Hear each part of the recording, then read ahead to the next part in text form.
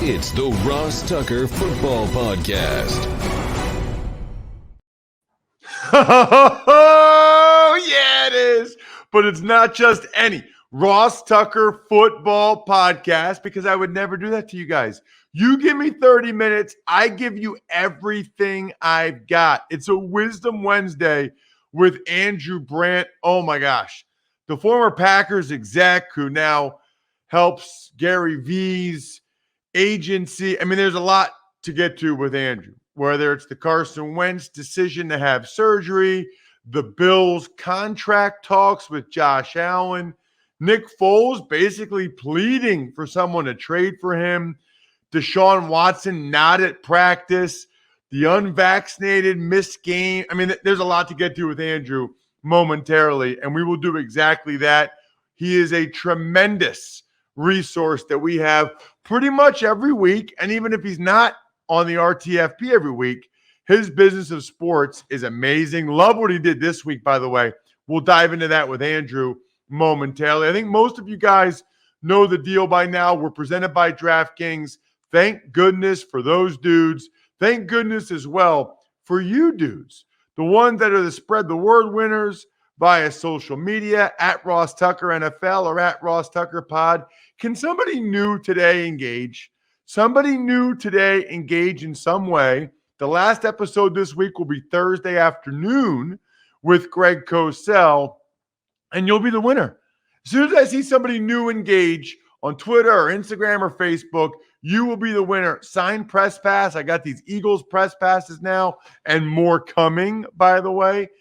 Or a signed picture, signed card, whatever you want. Sponsor confirmation, email winner. Love those of you that take advantage of the sponsors. And then the YouTube shout out. YouTube.com/Ross Tucker NFL. People love our cameo style YouTube shout outs. I love Andrew Brandt. I love the Big Show. The Big Show. As always, Andrew, much to discuss. You can and should follow Andrew on social media at Andrew Brandt. And please subscribe to the Sunday 7. You're really doing yourself a disservice if you don't. I mean, it's a free newsletter Sunday mornings that gives you tremendous insight on football and beyond. And it was the and beyond part, Andrew, that you talked about this week on your Business of Sports podcast. Yeah, as people know, it's primarily football, but I get into hockey this week because I saw a story over the weekend, Ross, that maybe you saw, maybe a lot of the listeners saw, but didn't pay much attention to.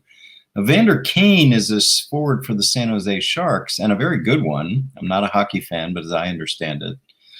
And his wife, which I guess is his estranged wife, started Instagramming out this weekend about he's betting on games, he's fixing games, all these things, which whoa, caught the attention of the public, but more importantly, caught the attention of the NHL.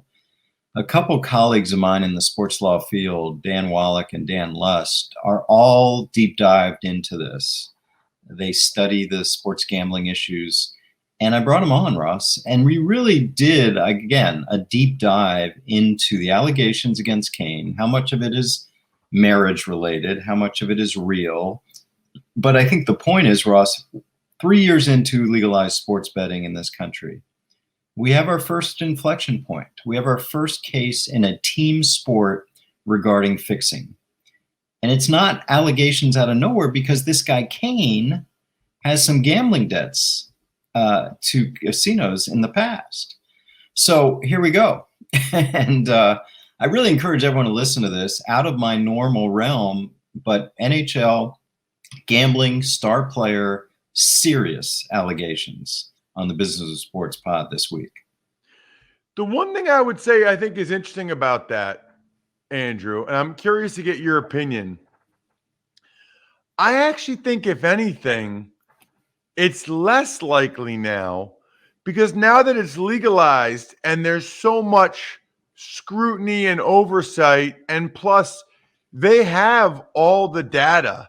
They it's easy for their algorithms to pick up when there are, people that are real outliers with something like that. I mean, that's how they catch all the point shavers back in college basketball back in the day.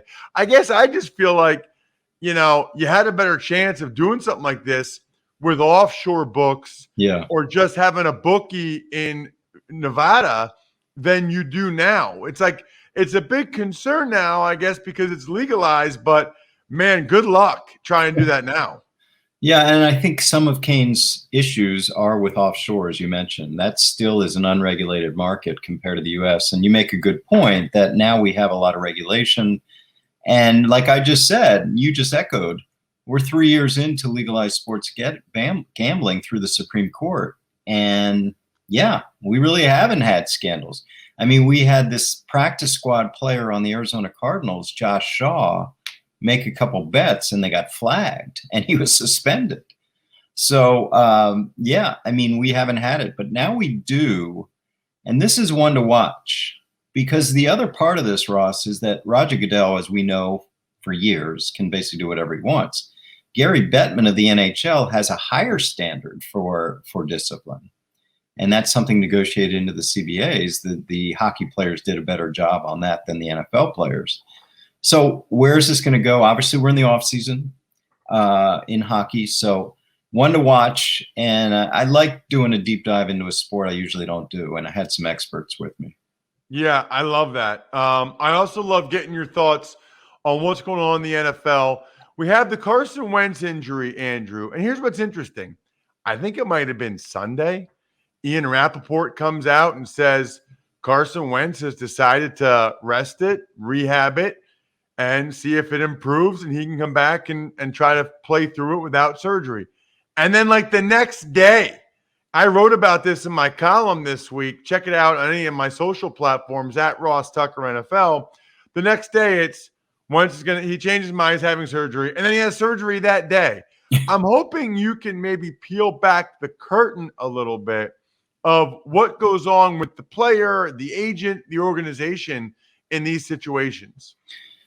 Yeah, well, these decisions are exactly what you said. We're multi-layered, where you talk about time frames and you talk about risk and reward. Obviously the story from the weekend was rest and rehab and see where that went, and that changed. I think they talked to agents. They had second opinions. It's interesting. They went to Dr. Anderson, who I know well. Dr. Anderson, for people who don't know, was the Carolina Panthers team doctor forever. He basically, I don't know if retired is the right word, but he moved back to where he's from, which is, guess where? Green Bay, Wisconsin. So now players with foot issues in the NFL go to Green Bay. I tweeted out, Carson Wentz is going to Green Bay. Oh, for foot evaluation. Decided to do it. And interestingly, it's not Anderson. It's a doctor in Indianapolis, which again, thinking back to my experiences, I love that because when a player went off to get surgery, he's back rehabbing, but the doc's somewhere else.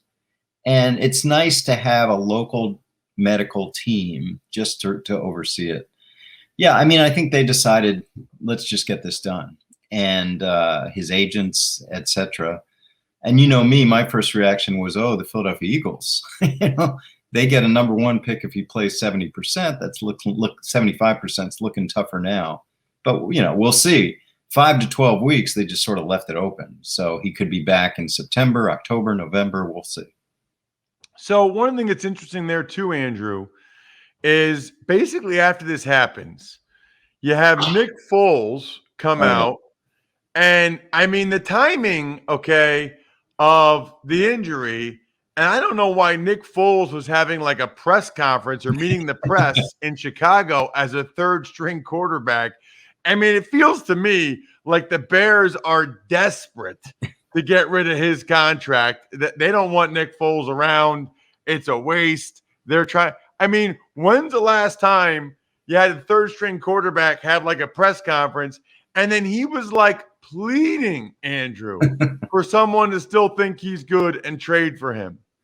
There's so many layers to this, Ross. I mean, the first one that jumps out on me is, oh my God, would they bring Nick Foles behind Carson Wentz, which was, Philadelphia for 3 years or 2 years, and Wentz gets hurt and Foles comes in and he's the favored son of Philadelphia. And Wentz's ego is a little bit messed up. I mean, would they actually do that? But you see my translation or translation, which on Foles' press conference, which again, it's like, why is he talking as a third string quarterback? And I'm like, yeah, he's saying, come get me. Frank Reich, come get me. Get me out of here. And he'd play. But I heard Frank Reich yesterday, Jacob Eason, it's his show right now. We'll see. We'll see. But yeah, I don't see Foles lasting in Chicago. They have their future and they have their present in Dalton. There's no place for him. Yeah, the problem is the guaranteed money on his deal. I think he'd already be gone if he didn't have that guaranteed money. And I think that they're just hoping as many quarterbacks get hurt as possible and that somebody will take that contract off their hands. Speaking of contracts, thought it was interesting, Andrew. The Bills, there's a report out there that if they don't get a deal done with Josh Allen by the first game, that they're going to table it and not negotiate during the season. Feels to me, Andrew, like there are some teams that have hard and fast policies like this. There are other teams that don't at all and are famous for having extensions in December, back in the day before you could roll over cap space. Right. What is your thoughts on having a deadline like that? I guess you're the deadline spur action guy, so maybe there's some value to it. Yeah, I was never one of those teams, Ross, and you talked about it, that would cut off negotiations, either training camp or season. Like, come on, my job, the job of the Bills guy in my shoes, is to get deals done. And if that means August, October, November, it doesn't matter. But I get it from the player point of view, want to get it out of the way. And when I was an agent, I'm like, yeah, just you never have to deal with this. So the agent will call the player on a Wednesday night in the season and say, hey, we're ready. I mean, to me, that's kind of, it's ridiculous. You can negotiate at any time. What's more interesting to me, Ross, and I'll probably do a deep dive podcast and write about this, Josh Allen, Lamar Jackson, Baker Mayfield. We're in August. Teams have had the right to do their new contract with them since February. Again, is this a Carson Wentz, Jared Goff reaction? Like, let's wait. We got him under contract 2 more years. Let's wait. Or, are there real negotiation issues where these guys want Dak Prescott money or whatever it is? Because this is a surprise. What they're going to do next with these guys, it's probably not different than what they would have done. The market's set. The market's probably Desean Watson plus a year of inflation. So, yeah, I don't know why these 3 deals are not getting done. I don't think, I wonder if all 3 will. Yeah, a couple of things I think are interesting. Number one is, with the whole deadline of, week 1 or whatever, right? I always wonder, is that the agent who's trying to put the team's feet to the fire? Is it the team that's trying to say to the player, hey, do you really want to have to get through this whole season, 17 games, the playoffs, and not get a serious injury? I always wonder where that's coming from. And then, I don't care. Like, when I hear Josh Allen say, that's the least of my concerns right now. Give me a break, dude. Like, it's not the least of your concerns. And I don't care what he says, Andrew. He wants to get a new deal done. He wants that to not have to worry about it. And he's going to be upset. He's going to be mad if it doesn't get done before the first game. Yeah, I mean, I think players have different reactions. I think it's weighing on them. And again, I bring up Mayfield and Jackson too. I don't know what's going on there. But I will say this, the Dak Prescott situation to me is a lesson if players can wait. I know waiting is hard, but the market's only going up. And the reason you mentioned it, why teams pressure guys to sign, is injury. But Dak Prescott is a major case because no one suffered a more serious injury than him in his contract year. And he's got an incredible deal right now. Great contract. So I said this about Desean Watson last year, like he's so unhappy, but he just signed the deal and everyone said, you got to take the money. I'm like, no, you don't have to take the money. Because look at Dak Prescott. The money only goes up. So I'm saying Mayfield, Jackson, Allen, if they're going to take the money because of scared of injury, we have Dak Prescott precedent right now. They're going to get paid no matter. I mean, again, you could say, well, they break their neck, of course. But ACL, whatever Prescott had, broken foot, I mean, they're going to get their money if they wait. I want to ask you about Desean Watson. I guess yesterday the Texans had their first padded practice. He wasn't out there, Andrew, and all the head coach David Culley would say is that they make decisions that are in the best interest of the team all the time. There's some reports of maybe a nagging or lingering injury. I mean, doing what? He hasn't been doing anything. I don't know what you think is going to happen here. To me, it's like, what are we doing, Mr. Commissioner? I mean, the Texans have left it up to the league, obviously. They're not doing anything. They're just kind of in hold. And the league's just, I don't even know where we are. There's no commissioner exemplis. I don't know. But I did this on the pod. I keep saying this. I'm a lawyer. There's precedent. Now, Ben Roethlisberger, 6 games, something happened with a woman. Ezekiel Elliott, 6 games, something happened with a woman. Both did not have criminal charges. So you tell me how Desean Watson plays this year, anytime before, say, November. I just don't see it.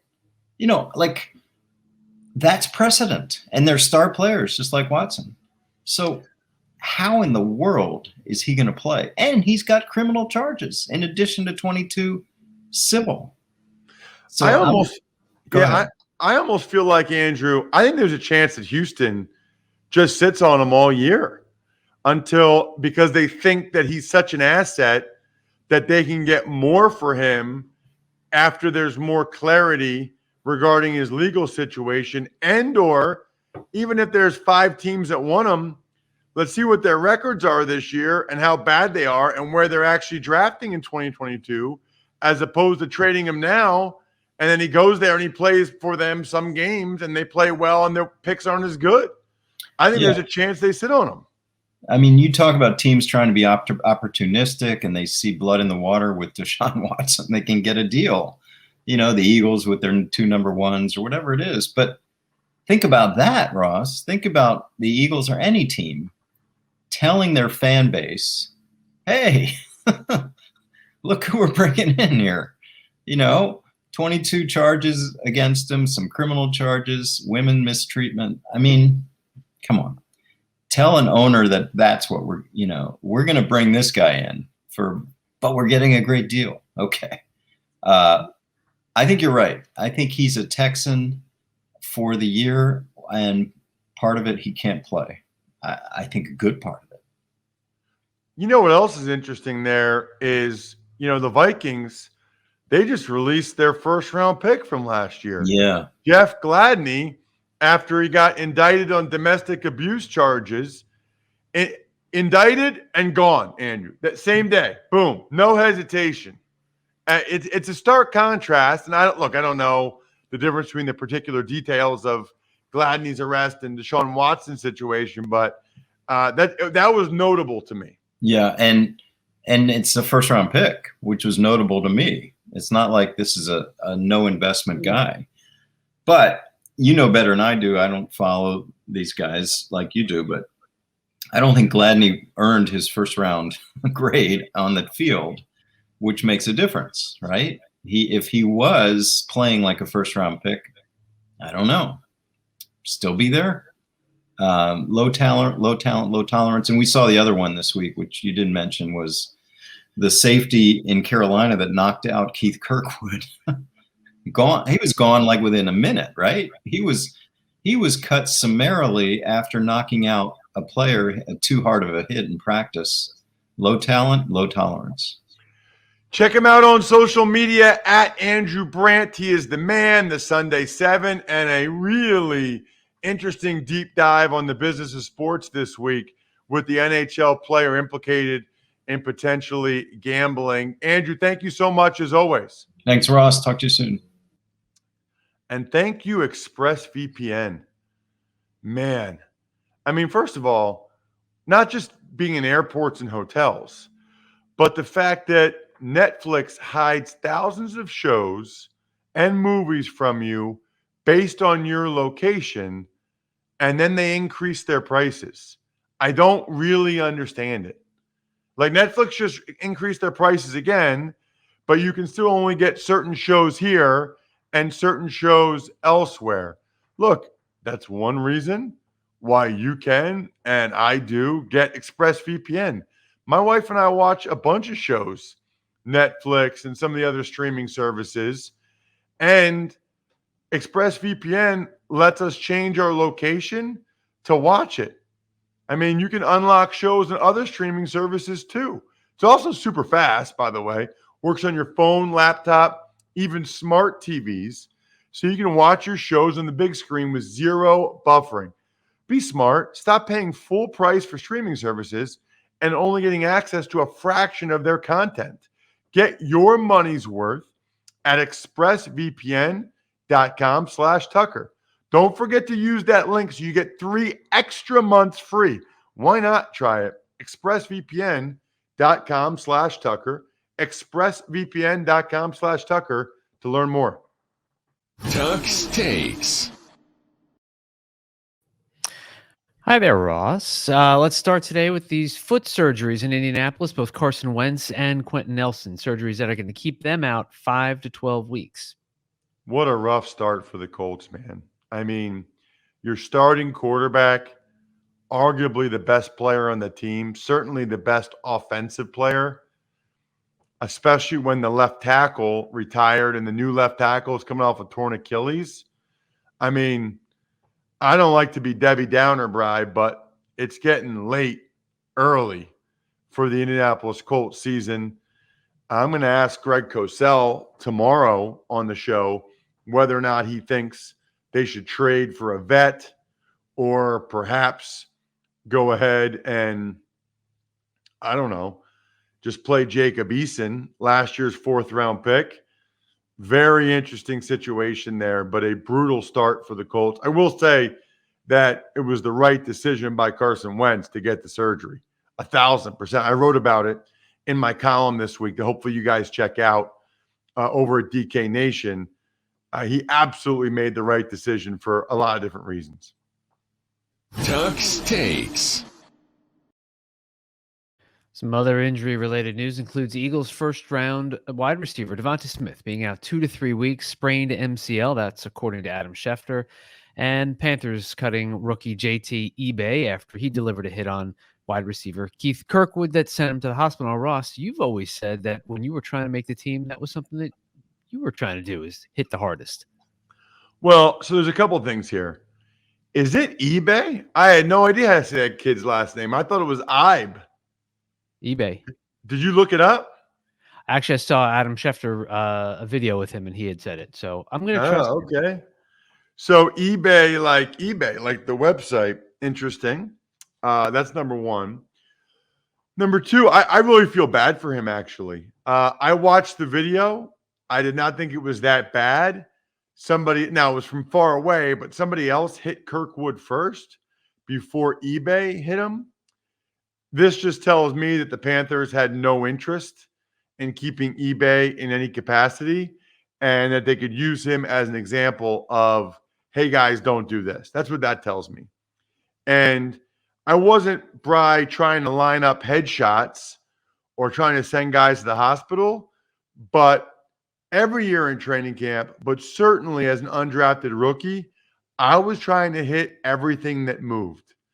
And I was trying to be the most violent, most physical, most aggressive guy on the field, and I think I was. And so, I mean, this poor kid is just trying to make a team. He's out there. It's live football. I don't know. It seems a little harsh.